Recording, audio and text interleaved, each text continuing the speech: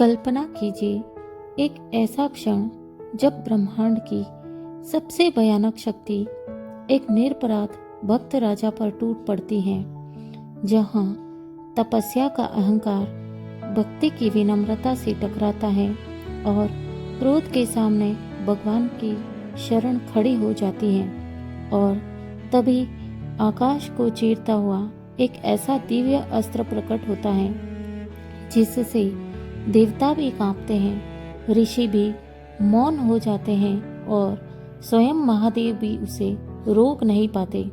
वह अस्त्र है भगवान विष्णु का सुदर्शन चक्र।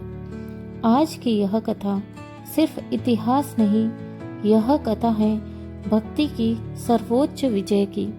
वीडियो को अंत तक देखिए दोस्तों, क्योंकि अंतिम दृश्य में आप देखेंगे कि कैसे अहंकार, तपस्या और शक्ति तीनों भक्ति के सामने झुक जाते हैं। यदि आप सनातन धर्म की दिव्य कथाओं में आस्था रखते हैं और भगवान विष्णु की लीलाओं को हृदय से सुनना चाहते हैं, तो अभी इस वीडियो को लाइक करें, चैनल को सब्सक्राइब करें और घंटी का बटन अवश्य दबाएं, क्योंकि ऐसी कथाएं बार बार नहीं आती।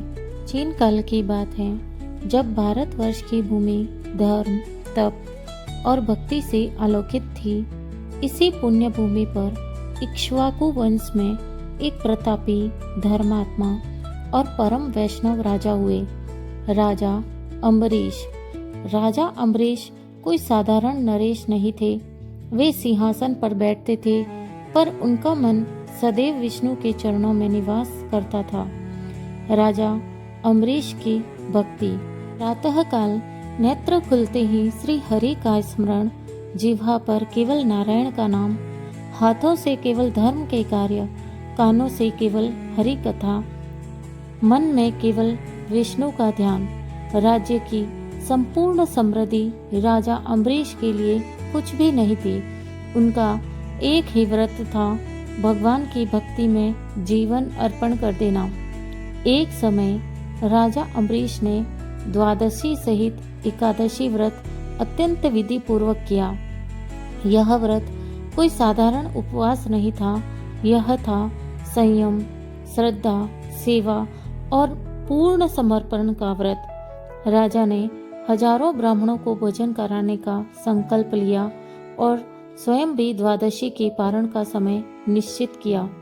उसी समय आकाश मार्ग से एक महातेजस्वी ऋषि पधारे, जिनकी जटाएं तप से दहकती थी, जिनकी दृष्टि में अग्नि थी और जिनका नाम सुनकर राजा भी कांप जाते थे।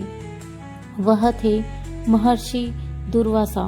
महर्षि दुर्वासा तपस्या के महासागर, परंतु क्रोध के ज्वालामुखी। राजा अम्बरीश ने उन्हें साक्षात भगवान समझकर राजमहल में आमंत्रित किया। दुर्वासा मुनि ने कहा, राजन, मैं अभी स्नान को जाता हूँ, तब तक तुम प्रतीक्षा करो। पर समय बीतता गया, द्वादशी पारण का शुभ मुहूर्त निकट आता गया। राजा धर्म संकट में पड़ गए। व्रत न तोड़ा जाए, यह धर्म। अतिथि का अपमान न हो, यह भी धर्म। तब ब्राह्मणों की सलाह से राजा ने केवल चरणामृत के समान एक बूंद जल ग्रहण किया। जब दुर्वासा लौटे और उन्हें यह ज्ञात हुआ कि राजा ने पारण कर लिया है, तो उनका तप क्रोध में बदल गया। उनकी आंखें लाल हो गई। उन्होंने अपनी जटा उखाड़ी और भूमि पर पटक दी। उस जटा से एक भयानक राक्षसी उत्पन्न हुई। दुर्वासा गरजे, अम्बरीश, तूने मेरा अपमान किया है, अब इसका दंड सिर्फ और सिर्फ मृत्यु है। राजा अम्बरीश न भागे, न डरे और न ही उन्होंने शस्त्र उठाया। वे चुपचाप भगवान विष्णु का स्मरण करने लगे और तभी आकाश गूंज उठा, दिशाएं कांप उठी और भगवान विष्णु का सुदर्शन चक्र अग्नि के समान प्रकट हुआ। वह चक्र राक्षसी की ओर बढ़ा। प्रिय दर्शकों, क्या आपको पता है कि उस राक्षसी का क्या हुआ? फिर दुर्वासा मुनि कहाँ भागे और सुदर्शन चक्र क्यों कहलाया भक्तों का रक्षक? दोस्तों, जिनको ये प्रश्नों के उत्तर पता हैं वो कमेंट में ज़रूर लिखें सुदर्शन। तो चलिए बढ़ते हैं कथा की ओर। जिस सुदर्शन चक्र से देवता भी भय खाते हैं, जिसके सामने काल भी मौन हो जाता है, आज वही चक्र एक महान तपस्वी के पीछे अग्नि की भांति दौड़ रहा है। आकाश में केवल एक ही शब्द गूंज रहा है, रुको रुको। पर सुदर्शन नहीं रुकता, क्योंकि जब बात भक्त की रक्षा की हो तो भगवान का अस्त्र किसी को नहीं बख्शता। दोस्तों, इस कथा को केवल सुनिए ही नहीं, इसे हृदय में उतारिए। वीडियो को लाइक करें और सनातन कथाओं के लिए चैनल को सब्सक्राइब अवश्य करें। अब राक्षसी भस्म हो चुकी थी। राजा अम्बरीश अब भी मौन, शांत और नतमस्तक खड़े थे, परंतु अब संकट राजा पर नहीं बल्कि दुर्वासा मुनि पर था। जैसे ही राक्षसी नष्ट हुई, वैसे ही सुदर्शन चक्र धीरे धीरे दुर्वासा मुनि की ओर मुड़ा। उसका तेज हजारों सूर्यों के समान था। उसकी ध्वनि से त्रिलोक कांप उठा। दुर्वासा मुनि, जो अब तक क्रोध से भरे हुए थे, अब उनके मुख पर भय स्पष्ट दिखने लगा। उन्होंने अनुभव किया, यह कोई साधारण अस्त्र नहीं, यह स्वयं नारायण की चेतना है। पहली बार महर्षि दुर्वासा पीठ दिखाकर भागे। वे दौड़े आकाश मार्ग से सीधे ब्रह्मलोक की ओर। पीछे पीछे सुदर्शन चक्र काल के समान उनका पीछा करता रहा। दुर्वासा मुनि ब्रह्मा जी के चरणों में गिरे, कंपित स्वर में बोले, हे पितामह, मेरी रक्षा कीजिए। सुदर्शन चक्र मेरा नाश करने आ रहा है। ब्रह्मा जी ने गंभीर दृष्टि से देखा और कहा, हे मुनि, यह सुदर्शन मेरे भी वश में नहीं है। जिसने भगवान के भक्त का अपमान किया है, उसके लिए ब्रह्मलोक में भी शरण नहीं। इतना कहकर ब्रह्मलोक के द्वार बंद कर दिए गए। अब दुर्वासा मुनि सीधे पहुंचे कैलाश पर्वत। महादेव ध्यान में लीन थे। पार्वती माता पास में विराजमान थी। दुर्वासा चीख पड़े, महादेव, मुझे बचाइए। भगवान शिव ने नेत्र खोले, सुदर्शन को देखा और मंद मुस्कान के साथ बोले, हे मुनि, तुमने एक भक्त का अपमान किया है। जहाँ भक्ति होती है वहाँ मैं भी असहाय हूँ। पार्वती माता ने भी कहा, जिसने विष्णु भक्त को दुख दिया, उसके लिए कैलाश में भी शरण नहीं। दुर्वासा के चरणों तले भूमि खिसक गई। अब सुदर्शन चक्र और भी अधिक प्रज्वलित हो उठा। उसकी ज्वाला से तीनों लोग जलने लगे। देवता त्राही त्राही करने लगे। दुर्वासा मुनि अब समझ चुके थे, अहंकार ने उन्हें विनाश के द्वार पर ला खड़ा किया है। अंततः दुर्वासा मुनि वैकुंठ पहुँचे। भगवान विष्णु लक्ष्मी जी के साथ सिंहासन पर विराजमान थे। दुर्वासा धरती पर गिर पड़े और रोते हुए बोले, हे प्रभु, मैं अपराधी हूँ, मेरी रक्षा कीजिए। भगवान विष्णु अत्यंत करुण स्वर में बोले, मुनि, मैं अपने भक्तों के अधीन हूँ।